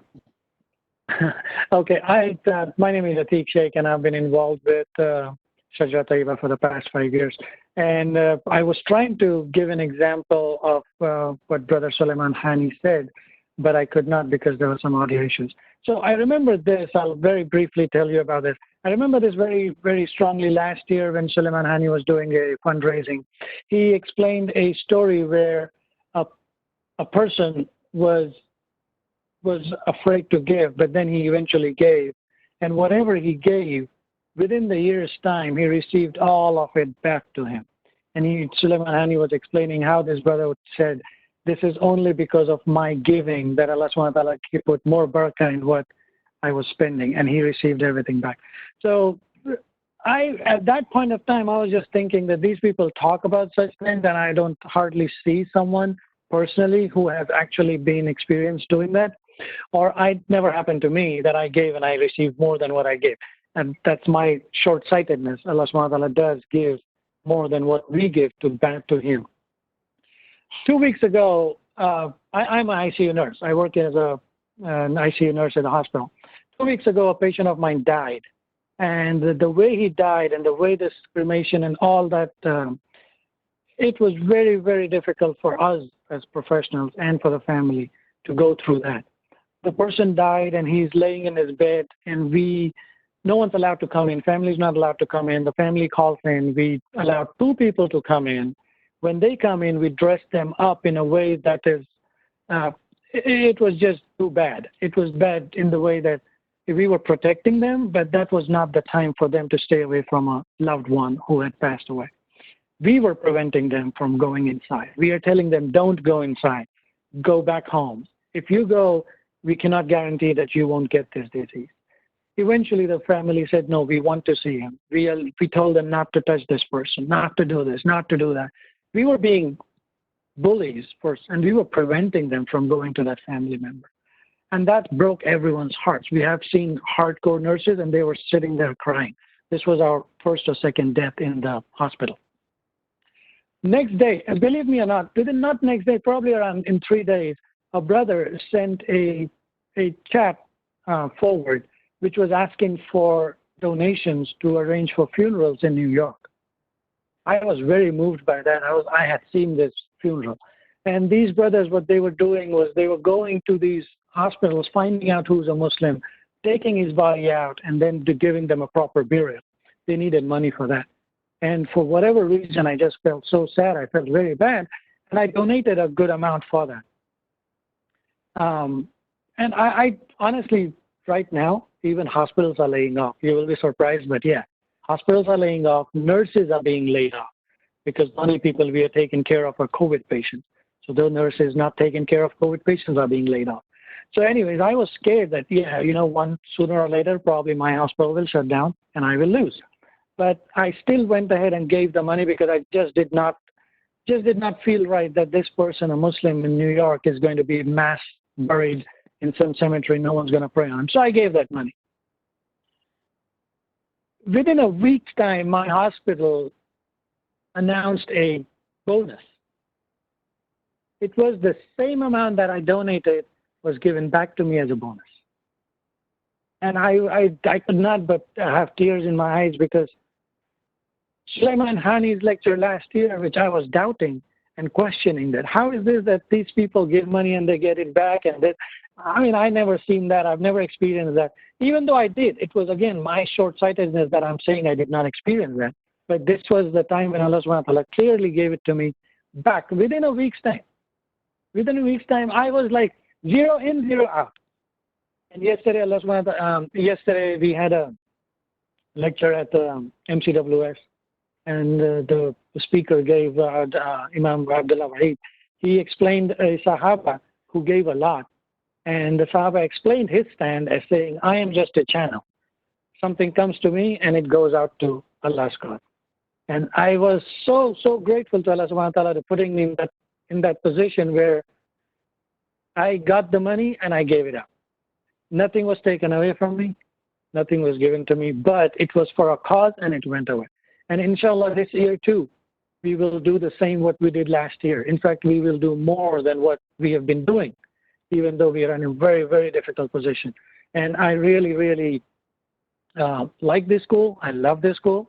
My 2 daughters used to be in this school. One of them is now. The other one is doing HIVS full-time, and she will join once she's finished with HIVS. And my heartfelt support to the organization. My brothers in Texas, they have nothing to do with the organization. Absolutely nothing. All they ask is this a really good organization? Is this everything? Like, are they legit? And I'll be like, I wouldn't come to you if they're not legit. You know that, right? And they're like, okay, we'll do whatever we do. And then I'll be asking them, how much are you going to do? Give me a number. Give me a number. And they'll be like, we'll do whatever. Why are you bragging me about it and nagging me about it? And I'll be like, just want to know. And then for a weird way, I'll tell them how much I did. So I'm the youngest of them all. And all of them make more money than I do. So just to tell them, like, you got to do more than what I'm doing. And alhamdulillah, they have not disappointed me. And there's not a single year where they say, we don't have enough money to give you this time, Atiq, because they, of course, have their own communities to give to. They have their own massages. They have their own projects to give to, but they still believe in the cause that Shajara does. They look at Amani, my daughter. They look at Inaya, my daughter, and they keep asking the same thing. Oh, are these learning from Shajara? Yeah. How come they know this and I don't even know, and I've done so many classes? And I'm like, I don't know, but they know more than I do. And if they do correct me, like, you haven't said this, I quietly believe them, and I do it because I know they are learning from the best sources. They're learning from the authentic sources. They never question what they learn. So, alhamdulillah, I'll pass. I just wanted to share this, and it was an impromptu share. I'm not allowed so much time. Sulaiman Hani and other brothers were allowed these times, but I had to tell this because this connected with Sulaiman Hani's lecture last year, which I was doubting from my own hypocrisy. I was doubting it, but today I had to share this with you all to say, whatever you give, inshallah, subhanahu wa ta'ala will not take it away from you. It will be just an addition to what you give. The giving part is yours. It's a test for you. The sources and the barakah will be from Allah. The giving to say yes and to say yes, I will do it is from you. Jazakallah khair, Brother Atiq. MashaAllah, we cannot say enough for Brother Atiq and his family. As he mentioned, not only himself, his wife, his children, his brothers, their families, they are all involved with the school, and we appreciate everything that you're doing. Please continue to make dua for us. And again, like he said, I have also experienced this, that when you give, Allah subhanahu wa ta'ala not only returns it, but increases it and returns it to you. With that, I'm going to share something that our students made, because we tell them that if you are grateful, then Allah subhanahu wa ta'ala will increase you. And this is their video.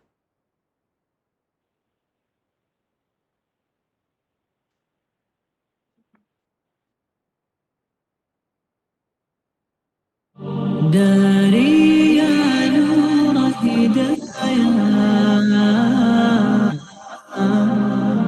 أسري فيك للغاية. I am grateful for my friends who are on this journey of Deen with me. I am grateful for memorizing the Quran at Shajara Tayyiba. I'm very grateful for the things I've learned and the experiences I've had. I memorized Quran, I learned a lot more Arabic, and I studied tafsir. Teachers and the students are amazing. I'm grateful for friends at Shajara Tayyiba who help me when I forget my homework. I'm grateful for my teachers who have given me the best in this dunya and in the akhirah. I am grateful to ST for the knowledge of Quran, tafsir, and Arabic that I learned with my curriculum. I feel it's a blessing at this age to learn the explanation of Quranic ayats which no other Islamic schools offer. I am grateful to be able to understand the Quran in depth. I am grateful for Shajara Tayyiba for giving me an opportunity to be in a lovely community that teaches me tafsir and Quran and helps me get a better understanding of Allah subhanahu wa ta'ala, Islam, and the beloved Prophet Muhammad sallallahu alayhi wa sallam. أعوذ بالله من الشيطان الرجيم بسم الله الرحمن الرحيم ربي أوزعني أن أشكر نعمتك التي أنعمت علي وعلى والدي وأن أعمل صالحا ترضاه وأصلح لي في ذريتي إني تبت إليك وإني من المسلمين. Okay, Jazakallah khair. Can you guys still hear me?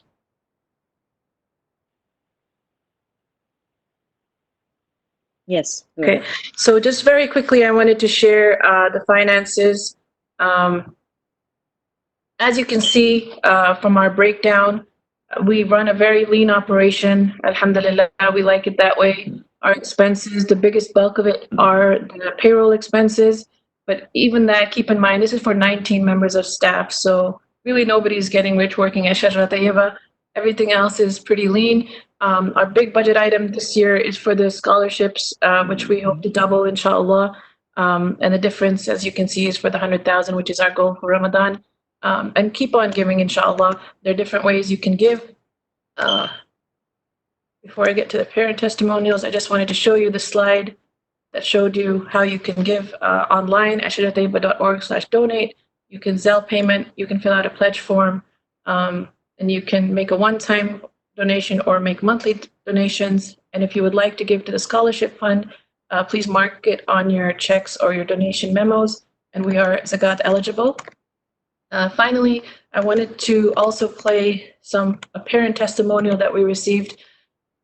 For example, one of the parents who contacted us last night, she was thanking us for helping her daughter memorize Quran. And yesterday, she was leading her mother and her sisters in Taraweeh prayers, and it was a beautiful experience for her. Here is another parent that you can hear what they have to say.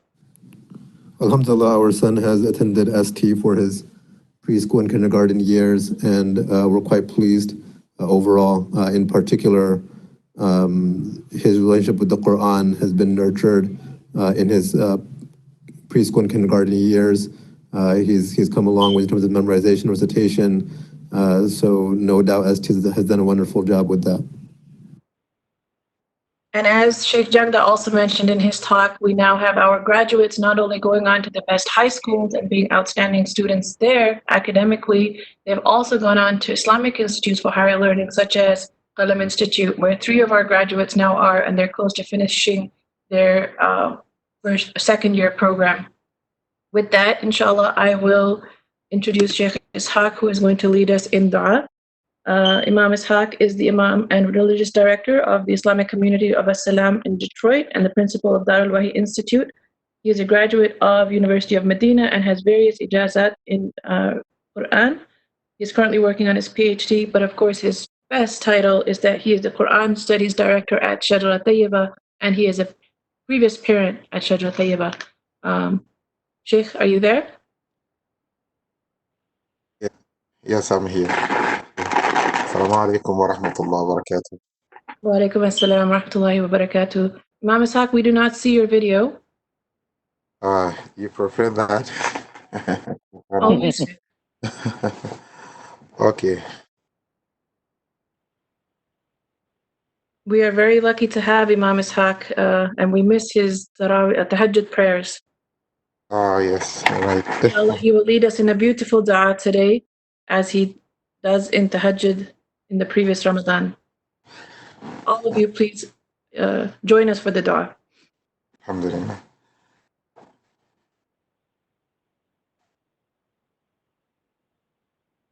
Bismillahir Rahmanir Rahim.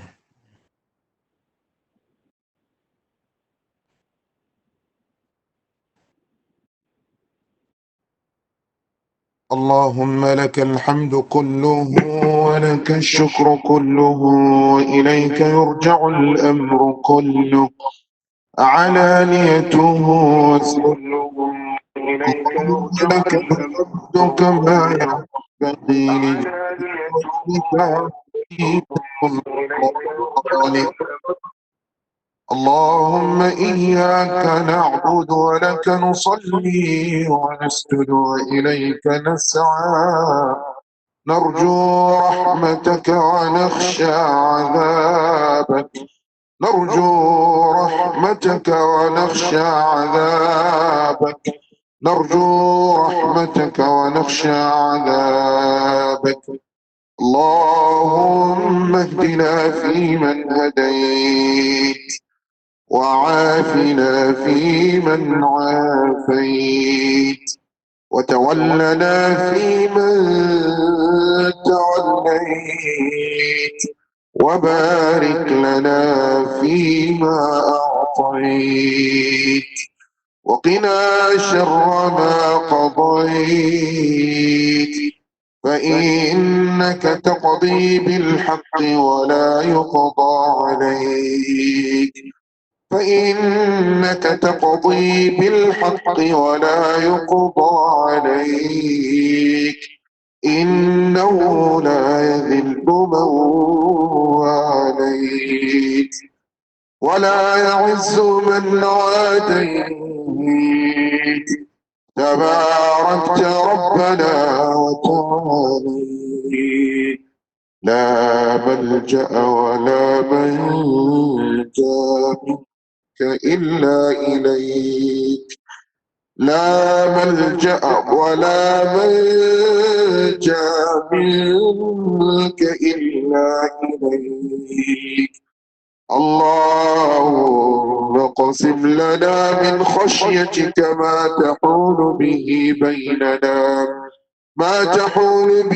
بيننا وبين معصيتك ومن طاعتك ما تبلغنا به جنتك ومن اليقين ما تهون به علينا مصائب الدنيا ومن اليقين ما تهون به علينا مصائب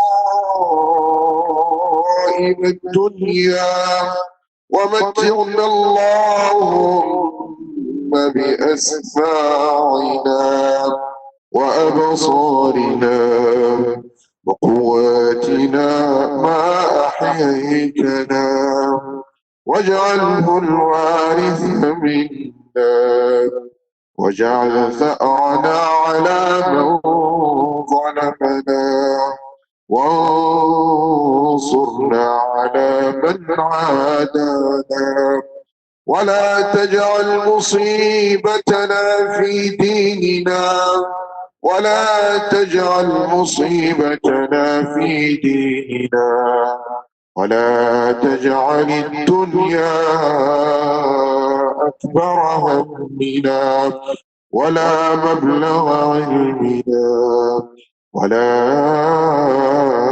إلى النار مصيرنا واجعل الجنة هي دارنا وقرارنا برحمتك يا أرحم الراحمين اللهم آت منفقا خلفا اللهم آت منفقا خلفا اللهم آت منفقا خلفا اللهم اغفر لنا ولآبائنا وأمهاتنا وأساتذتنا وجميع المسلمين والمسلمات الأحياء منهم والأموات يا حي يا قيوم يا ذا الجلال والإكرام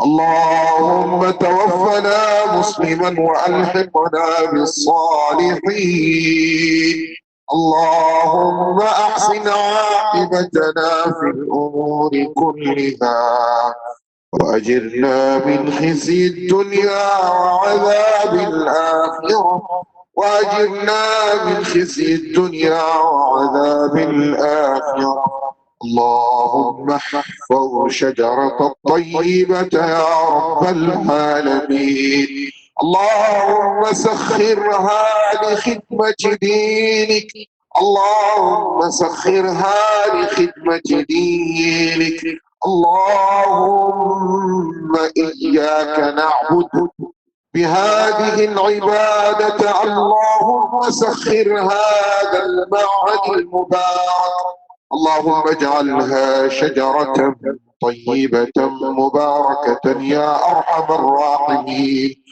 اللهم اجعلها نافعة يافعة مثمرة نافعة لأمة محمد صلى الله عليه وآله وصحبه وسلم اللهم آت نفوسنا تقواها وزكها أنت خير من زكاها أنت وليها ومولاها.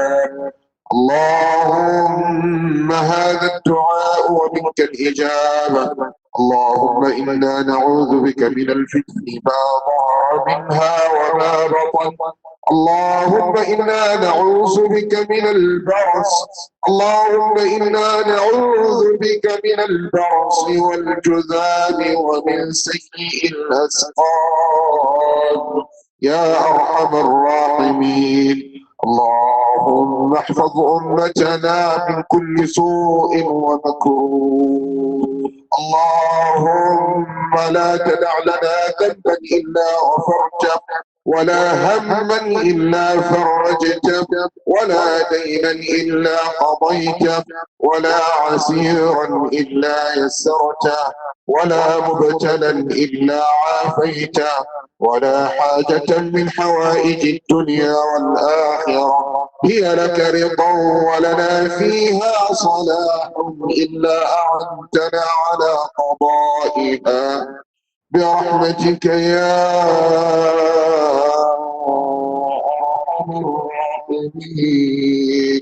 اللهم هب لنا من أزواجنا وذرياتنا قرة أعين واجعلنا للمتقين إماما.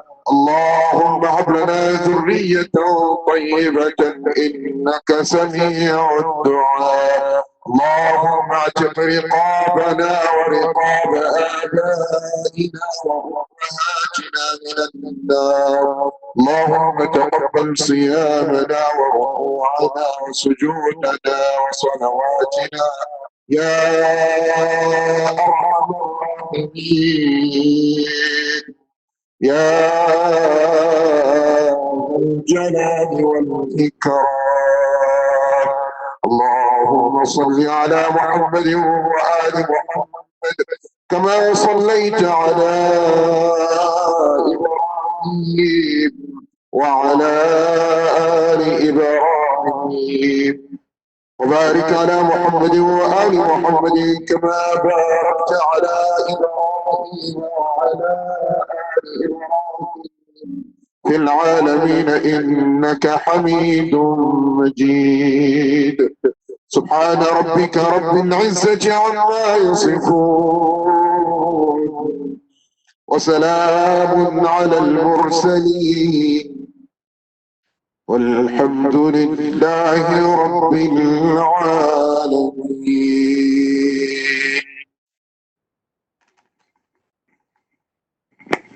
Allah accept our dua. Ameen, thumma ameen. Beautiful, Sheikh. Jazakallahu khairan.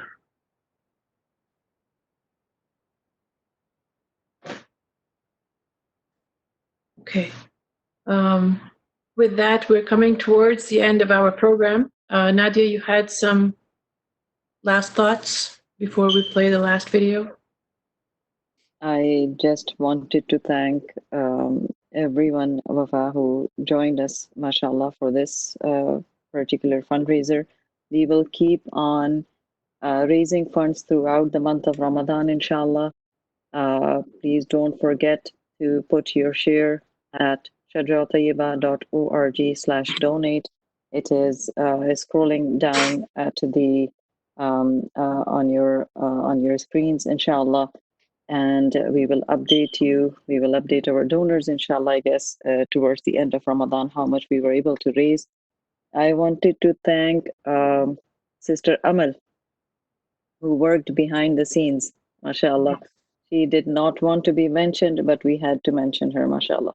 May Allah subhanahu wa ta'ala reward Amal and her family immensely.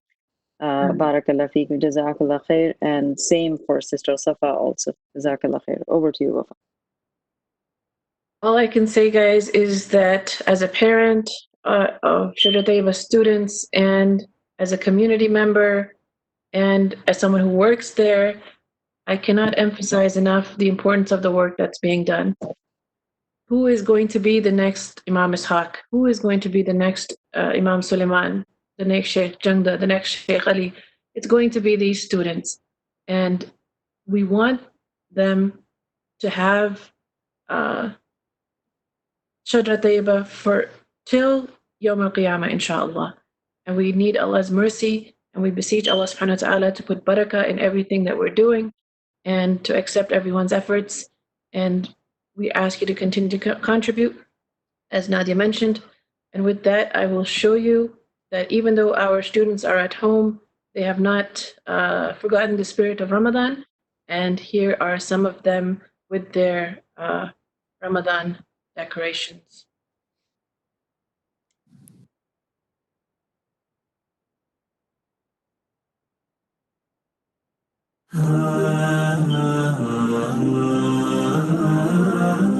يا شهر الخير والرحمة دعني الشوق والإيمان بقربك هلت الدمعة فرح نورت يا رمضان يا شهر الخير والرحمة دعني الشوق والإيمان بقربك هلت الدمعة فرح نورت يا رمضان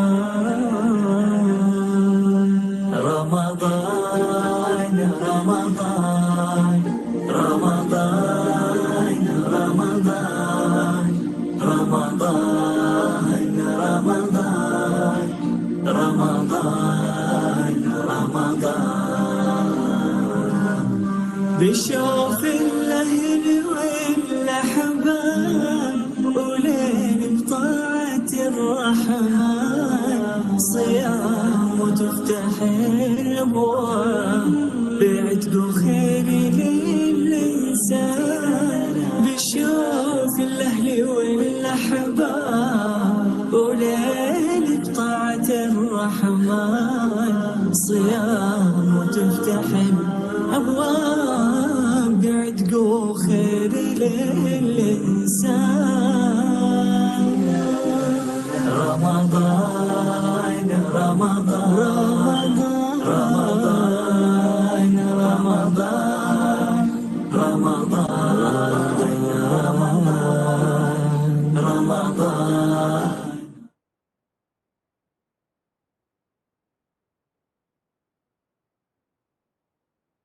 With that, inshallah, we will sign off. Jazakallahu khairan for attending. Jazakallahu khairan for our speakers today, for our board member, for Brother Omar Malik, everyone who did stuff behind the scenes, everyone who made dua for us. Please continue to make dua for us, inshallah. Just one last thing, Wafa, if I may.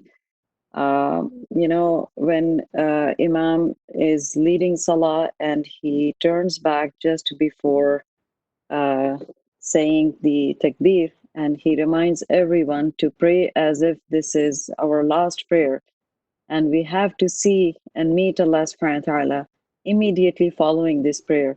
So I urge all of our viewers and I request all of our viewers, inshallah, to donate in a way that this is the last time we have the chance to donate, and then we have to see in front of Allah, we have to stand in front of Allah subhanahu wa ta'ala.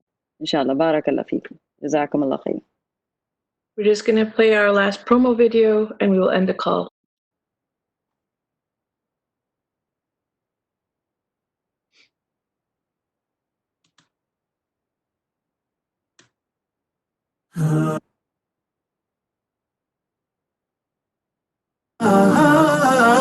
الله يبارك فيكم يا أحلى اثنين أحلى اثنين دايم ويجعلكم مثل رموش العين يا أحلى اثنين في كل لحظة تعيشوها أجمل فرحة بين قلبين في كل بسمة وكلمة فيها حب وفيها لين الله يهنيكم يا حلوين تممتوا نصف الدين وتعيشوا مجتمعين أحلى سنين عشق وحب وحنان فرحة ومسنى وأمان وسعادة واطمئنان طول الزمان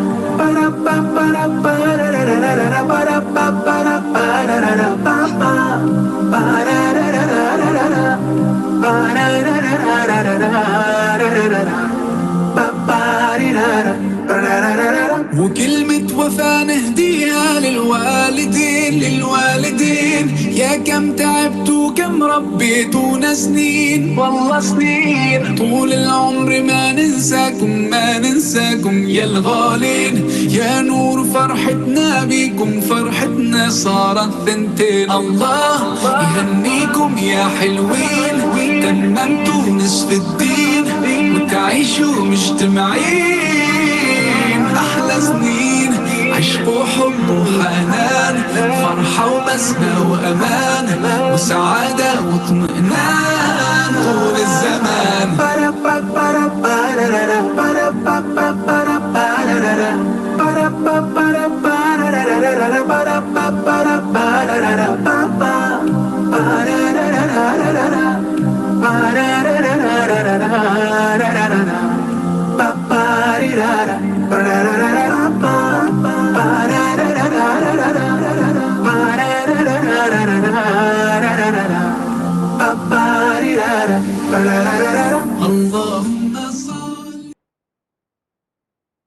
Okay, with that, once again, assalamu alaikum to all of our wonderful, wonderful students. We miss you all and we hope to see you all again very soon.